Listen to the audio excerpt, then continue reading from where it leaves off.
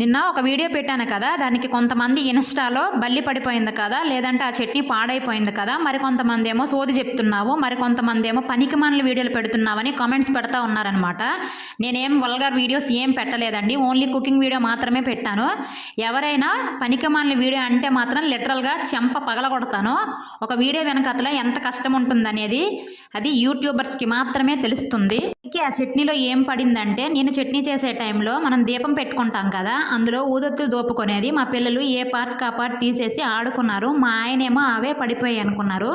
నేనైతే కాదనుకున్నాను, ఎందుకంటే మిక్సీలో వేస్తే అంత త్వరగా అవి ముక్కలవ్వవు.